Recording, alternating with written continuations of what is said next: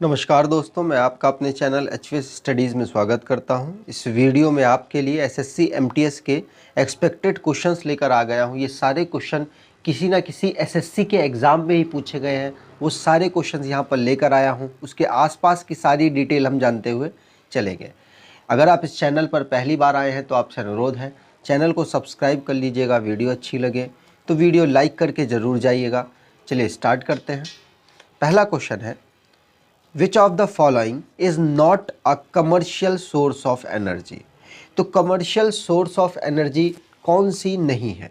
तो आंसर यहाँ पर हो जाएगा फायरवुड। जो भी इंडस्ट्री से रिलेटेड हमारी जो एनर्जी सोर्स होता है वो सब क्या होता है, कमर्शियल होता है।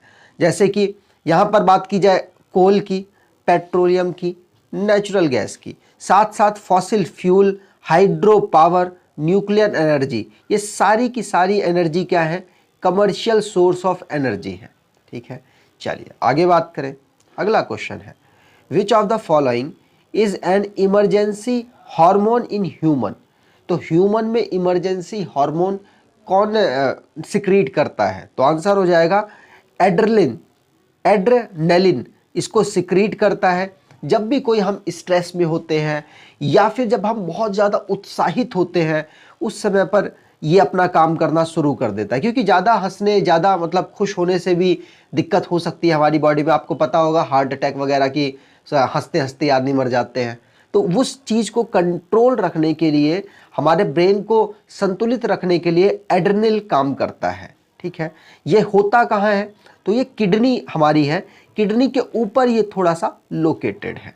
ठीक, अगर एड्रेनल की बात की जाए तो यहाँ पर वही लिखा हुआ है, जब हम बहुत ज़्यादा स्ट्रेस होते हैं, जब मान लो फेल हो गए, उसके बाद लगता है अरे आत्महत्या कर ले, आत्महत्या कर ले, लेकिन थोड़ी देर बाद सब नॉर्मल हो जाता है, लगता है चलो अच्छा हुआ नहीं किया। तो जो इंस्टेंट होता है, जब हमें लगता है कि हम बहुत ज़्यादा गुस्से में हैं, बहुत ज़्यादा खुशी में हैं, तो उसको कंट्रोल करने का काम होता है एड्रेनल का। आगे बात करें। अगला क्वेश्चन है, during the period of which governor general viceroy was the Indian civil service introduce? तो आंसर यहां पर हो जाएगा कॉर्नवालिस। 1793 में गवर्नर जनरल थे कॉर्नवालिस। कहां के? बंगाल के गवर्नर जनरल थे। इन्होंने सिविल सर्विस को इंट्रोड्यूस किया था। ठीक है, और सिविल सर्विस को मतलब किसने संचालित किया था? तो आंसर हो जाएगा डलहौजी। ये ए ऑप्शन जो है वो डलहौजी सही हो जाएगा, और इस वाले क्वेश्चन का आंसर होगा कॉर्नवालिस। इंट्रोड्यूस किया था कॉर्नवालिस ने, और संचालित मतलब ऑर्गेनाइज किया था सिविल सर्विस को, इंडियन सिविल सर्विस को डलहौजी ने। आगे बात करें तो यहाँ आंसर कॉर्नवालिस सही है। तो सिविल सर्विस को इंट्रोड्यूस करने वाले हैं कौन? Lord Cornwallis. इनको father of Indian civil service भी कहा जाता है। कब किया था? 1793 में इसको इंट्रोड्यूस किया था। अगले क्वेश्चन की बात करें, the first commercial civilian aircraft developed by India is? Answer हो जाएगा सरस। सरस नाम का कमर्शियल सिविलियन एयरक्राफ्ट डेवलप किया था इंडिया ने। ठीक है, कब डेवलप हुआ था? तो हुआ था 2004 में, 29 मई 2004 में नेशनल एरोस्पेस लेबोरेटरी के द्वारा इसको लॉन्च किया गया था। ठीक है, चलिए आगे बात करें। अगला क्वेश्चन है, webbed neck is characteristic of? तो वेब्ड नेक किसकी कैरेक्टरिस्टिक होती है? तो ये एक हमारे क्रोमोसोमल डिसऑर्डर है। जैसे मान लीजिए हमारे पास क्रोमोसोम कितने होते हैं? 46 होते हैं, जिसे हम 23 पेयर कहते हैं। याद है? बिल्कुल। तो 46 जो हमारे पास क्रोमोसोम होते हैं, अब उनमें एक जो पेयर होता है वो होता है या तो XY होगा या तो XX होगा। महिला होगी तो XX होगा और पुरुष होगा तो XY होगा। अगर इनमें कोई डिसऑर्डर्स आ जाते हैं क्रोमोसोम्स में, तो वो यहाँ पर सारी बीमारियां लिखी हुई हैं। जैसे डाउन सिंड्रोम की बात करें तो डाउन सिंड्रोम है हमारे 21वें नंबर के क्रोमोसोम में कोई प्रॉब्लम आ जाएगी, उसे कहेंगे डाउन सिंड्रोम। टर्नर सिंड्रोम क्या होगा? अगर महिलाएं हैं, महिलाओं का एक क्रोमोसोम गायब हो जाए, हो ही ना उसके पास, सिर्फ एक क्रोमोसोम हो X का, तो वो क्या हो जाएगा? Turner syndrome. और क्लिनफेल्टर जो सिंड्रोम है, ये जब हमारे पुरुष में एक एक्स एक्स्ट्रा में आ जाए तो क्या होगा, क्लिनफेल्टर सिंड्रोम होगा। ये तीनों एनसीईआरटी में आपके दे रखे हैं 11th की, ठीक है। आंसर वैसे इसका हो जाएगा वेब नेक किसके पास होती है, टर्नर सिंड्रोम के पास होती है। ये महिला वाला जिसे हम कहते हैं इंपॉर्टेंट है, महिला वाला इंपॉर्टेंट ये होता है, इंपॉर्टेंट नहीं इंपॉर्टेंट, ठीक है, आर हटा दीजिए इंपॉर्टेंट का, ठीक है। तो डाउन सिंड्रोम में मैंने आपको बता ही दिया 21वें क्रोमोसोम में प्रॉब्लम होगी, और अगर बात की जाए एक क्रोमोसोम एक्स का गायब हो जाए वो होता है हमारा टर्नर सिंड्रोम, और क्लिनफेल्टर जो होता है वो उसमें एक एक्स एक्स्ट्रा आ जाता है, मतलब मेल में एक एक्स एक्स्ट्रा आ जाएगा और क्रोमोसोम के नंबर इसमें 47 हो जाएंगे, इसमें 45 हो जाएंगे, ठीक है, एक नंबर क्रोमोसोम का यहाँ पर कम हो जाएगा, ठीक है। चलिए आगे बात करें, अगला क्वेश्चन है the world trade organisation WTO which replaced GATT has its headquarter, तो आंसर हो जाएगा इसका हेडक्वार्टर, देखिए गेट का भी हेडक्वार्टर जिनेवा में ही है और WTO का हेडक्वार्टर भी जिनेवा में है। गेट की स्थापना की गई थी 1948 में, और उसके बाद ये चला रहा था, और उसके बाद 1995 में इसको कन्वर्ट कर दिया गया WTO के रूप में, ठीक है। हेडक्वार्टर में कोई चेंजेस नहीं हुए हैं। यहाँ पर बात की जाए तो इसकी स्थापना मतलब साइन जो है गेट, इसका साइन कर दिया गया था 1947 में, लेकिन ये काम करना शुरू कर दिया था 1 जनवरी 1948 में, ठीक है। और इसका हेडक्वार्टर जिनेवा स्विट्जरलैंड में है। अगर गेट की फुल फॉर्म आपसे पूछी जाए तो general agreement on tariff and trade इसकी फुल फॉर्म है। आगे बात करें, अगला क्वेश्चन है the minimum age limit for the member of Vidhan Parishad, तो विधान परिषद हमारे भारत देश में कितने राज्यों के पास है, तो हमारे भारत देश में 6 राज्यों के पास है। आंध्र प्रदेश ने कहा है कि विधानसभा हटा दी जाए हमारे यहाँ से, और पश्चिम बंगाल ने कहा है कि विधानसभा हमको दे दी जाए। जब इन पर कोई अपडेट होगा मैं आपको बता दूंगा, लेकिन अभी भारत के 6 राज्यों में विधान परिषद है, और हर राज्य में तो आपको पता ही होगा विधानसभा होती है। तो विधान परिषद ये बिल्कुल इक्विवेलेंट है राज्यसभा के। तो राज्यसभा में जो भी रूल्स होते हैं ऑलमोस्ट सारे रूल यहाँ पर फॉलो किए जाते हैं। तो विधान परिषद में 30 साल उम्र चाहिए होती है सिलेक्ट होने के लिए, मतलब इलेक्ट होने के लिए। अगर आपसे पूछा जाए विधानसभा में कितनी चाहिए होती है, तो वहाँ पर बिल्कुल लोकसभा के अकॉर्डिंग 25 चाहिए होती है, ठीक है। ये आप बात ध्यान रखिएगा। आगे बात करें तो विधान परिषद जो होती है वो कभी हटाई नहीं जाती, डिमोलिश नहीं होती है। क्यों नहीं होती है? क्योंकि 2 साल के अंतर में इसके 1/3 जो मेंबर हैं वो अपने आप को हटाते चले जाएंगे, और फिर इसी तरीके से फिर अगले हटते चले जाएंगे, मतलब कभी डिमोलिश नहीं होगी, ठीक। चलिए आगे बात करें, और कार्यकाल तो आपको मालूम ही होगा, राज्यसभा के अकॉर्डिंग है तो इसका कार्यकाल भी कितने साल का होता है? 6 साल का होता है।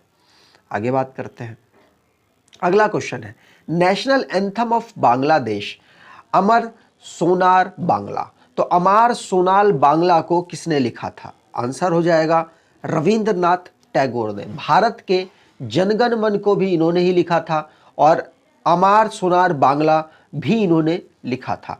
कब लिखा था? तो आंसर यहाँ पर हो जाएगा, आप देख सकते हैं 1905 में इन्होंने इसको लिखा था। क्या? अमर सोनार बांग्ला, रविंद्रनाथ टैगोर जी, ठीक। आगे बात करें, अगला क्वेश्चन है the largest producer of lac in India, तो लैक की हाईएस्ट प्रोडक्शन किस राज्य में होती है? इस तरीके के क्वेश्चन आते हैं, आपको याद रखना है कहाँ है।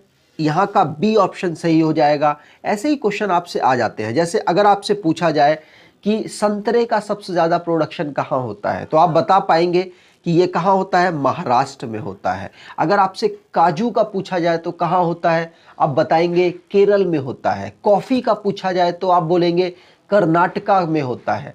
और अगर आपसे पूछा जाए केसर का प्रोडक्शन सबसे ज़्यादा कहाँ होता है, तो जम्मू कश्मीर में आप बताएंगे। अगर आपसे गेहूं का प्रोडक्शन पूछा जाए सबसे ज़्यादा, तो अपडेटेड है उत्तर प्रदेश आंसर सही होगा। मध्य प्रदेश ने भी काफ़ी अच्छी छलांग लगाई है। और इसी तरीके से अगर आपसे सोने का प्रोडक्शन पूछा है, सोना मतलब गोल्ड, तो गोल्ड हो जाएगा कर्नाटका। इसी तरीके से आपको याद करना है, ठीक है। चलिए आगे बात करें तो अभी हाल ही में क्या हुआ है कि जो लौंग है, लौंग को जीआई टैग मिला है तमिलनाडु का, और आपको बता दूं तमिलनाडु में सबसे ज़्यादा लौंग होती है, तो ये भी आंसर आपका एक बन गया है। आगे बात करें, अगला क्वेश्चन है द फाउंडर ऑफ बचपन बचाओ आंदोलन। तो बचपन बचाओ आंदोलन को किसने फाउंड किया था? आंसर यहाँ होगा कैलाश सत्यार्थी। कैलाश सत्यार्थी वही हैं जिनको पीस प्राइज दिया गया है 2014 में, किसका? नोबेल पीस प्राइज इनको दिया गया है, ठीक है। और मलाला यूसुफजई इनके साथ में दी गई थी पीस प्राइज के रूप में। मलाला यूसुफजई सबसे यंगेस्ट नोबेल प्राइज विनर है, मतलब जीती हुई है। पाकिस्तान की ये निवासी है, इस समय ये आई थिंक यूके में रह रही हैं, मतलब ब्रिटेन में रह रही हैं, ठीक है। कैलाश सत्यार्थी जी तो भारत के हैं और इन्होंने बचपन बचाओ आंदोलन को स्टार्ट किया था। आगे बात करें तो बचपन बचाओ आंदोलन को इन्होंने स्टार्ट किया था 1980 में। चलिए आगे बात करते हैं, अगला क्वेश्चन है Kalaripayattu Kalaripayattu is a martial art which state of. मतलब जो कलारी पयात है ये किस जगह का मार्शल आर्ट है? तो आंसर यहाँ पर हो जाएगा ये केरला का मार्शल आर्ट है। ये क्वेश्चंस भी आपसे पूछते हैं, तो मैंने यहाँ पर थोड़ी सी लिस्ट लगाने की कोशिश की है। जैसे कलारी पयाट्टू, वैसे पयाट्टू है लेकिन जो क्वेश्चन पूछा गया था वो इसी तरीके से था, तो आपको लिंक करना पड़ेगा। केरल का है, और सिलम्बम तमिलनाडु का है, गटका पंजाब का है, तांगटा मणिपुर का है, लाटी पंजाब और बंगाल दोनों में होता है, मर्दानी खेल महाराष्ट्र में होता है, परी खांडा बिहार में होता है। तो ये सारे मार्शल आर्ट वहाँ के हैं, फेमस हैं, इसलिए आपको रिवाइज करते हुए रखना है। आगे बात करें, अगला क्वेश्चन है the most abundant metal in the earth crust. तो यहाँ मेटल पूछा है। अगर आपके दिमाग में ऑक्सीजन आ रहा हो तो ऑप्शन ही नहीं है, सिलिकॉन आ रहा हो तो ऑप्शन ही नहीं है, और अगर होता भी तो आप उसको लगाते नहीं। क्यों? क्योंकि यहाँ पर मेटल पूछा गया है और ऑक्सीजन और सिलिकॉन दोनों ही मेटल नहीं है। ऑक्सीजन क्या है? नॉन मेटल, और सिलिकॉन क्या है? मेटलॉइड, ठीक। तो यहाँ पर आंसर हो जाएगा, इन दोनों के बाद एल्यूमिनियम का नंबर आता है, और एल्यूमिनियम एक मेटल भी है, तो आंसर इसका सी ऑप्शन सही होगा। अर्थ क्रस्ट में सबसे ज़्यादा मेटल एल्यूमिनियम पाया जाता है। और अगर आपसे पूछा जाता सबसे ज़्यादा एलिमेंट कौन सा है, मेटल नॉन मेटल कुछ ना लगाते तो आप ऑक्सीजन बोलते। अगर आपसे पूछा जाता नॉन मेटल सबसे ज़्यादा कौन सा है तो आप बोलते ऑक्सीजन, ठीक है। चलिए आगे बात करें तो यहाँ मैंने लिख भी दिया है, ऑक्सीजन सबसे ज़्यादा मिलता है अर्थ क्रस्ट में, फिर सिलिकॉन है, उसके बाद एल्यूमिनियम है। लेकिन दोनों ही आंसर नहीं होते अगर ऑप्शन में होते, क्योंकि दोनों ही मेटल नहीं है, ठीक। आगे बात करते हैं, अगला क्वेश्चन है what is the maximum number of days of employment a rural poor would get under MNREGA. MNREGA के अंतर्गत किसी भी पर्सन को जो गांव में रह रहे हैं, जिनके पास नौकरी नहीं है, उनको कितने दिन का एम्प्लॉयमेंट मिलेगा? तो आंसर हो जाएगा 100 डेज का एम्प्लॉयमेंट उनको दिया जाएगा। और अभी पैसे बढ़ाए भी हैं, जो मिनिमम पैसा होता है ना इनका, उसको इंक्रीज किया गया है कोरोना वायरस की वजह से, ठीक है। तो मनरेगा को स्टार्ट किया गया था 2005 के एक्ट के अंतर्गत, 2005 के अंतर्गत स्टार्ट किया था, लॉन्च हुआ था 2006 में। तो क्वेश्चन के अकॉर्डिंग आप आंसर इसको देंगे। और किसने लॉन्च किया था आपको बता दो, उस टाइम के प्रधानमंत्री थे मनमोहन सिंह जी, उन्होंने इसको लॉन्च किया था, ठीक है। और अगर मनरेगा क्या फुल फॉर्म जानना चाहें तो Mahatma Gandhi employment guarantee act 2005 है, ये इसकी फुल फॉर्म है। नेक्स्ट क्वेश्चन है which dynasty was started by Khilji Khan. तो आंसर यहां हो जाएगा ए ऑप्शन सही है, the Sayyid dynasty. Sayyid dynasty को खिल्जी खां ने स्टार्ट किया था। अब यहाँ पर डायनेस्टी पूछी गई है दिल्ली सल्तनत की एक, तो आपको सारी याद कर लेनी है। यहाँ पर मैंने लिस्ट लगा दी है। कुतुबुद्दीन ऐबक, इन्होंने गुलाम वंश की स्थापना की थी, और इन्होंने ही किसकी? दिल्ली सल्तनत की स्थापना की थी। पहला वंश था ये, 5 वंश रहे हैं टोटल दिल्ली सल्तनत में, ठीक है। अगर बात की जाए खिलजी वंश की स्थापना की थी जलालुद्दीन खिलजी ने, ग्यासुद्दीन तुगलक ने तुगलक वंश की स्थापना की थी, खिज़्र ने सैयद वंश की स्थापना की थी, बहलोल लोदी ने लोदी वंश की स्थापना की थी।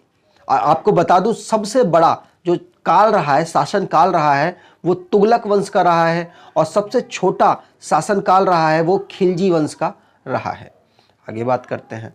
अगला क्वेश्चन है the instrument use for using air pressure is called. तो एयर प्रेशर के लिए हम कौन सा इंस्ट्रूमेंट यूज करते हैं? तो यहाँ प्रेशर की बात हुई है तो बैरोमीटर यूज करते हैं।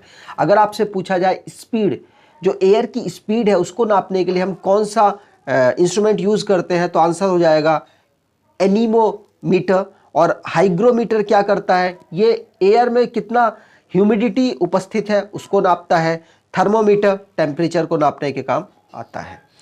तो यहाँ पर आप आंसर देख सकते हैं। अगर आपको वीडियो अच्छी लगी है तो आपसे अनुरोध है चैनल को सब्सक्राइब कर लीजिएगा, वीडियो को लाइक कर दीजिएगा और एटलीस्ट 10 से 20 लोगों को आप शेयर करेंगे या फिर 2 से 3 ग्रुप में आप वीडियो को शेयर करेंगे, ऐसी आपसे उम्मीद करता हूँ। धन्यवाद।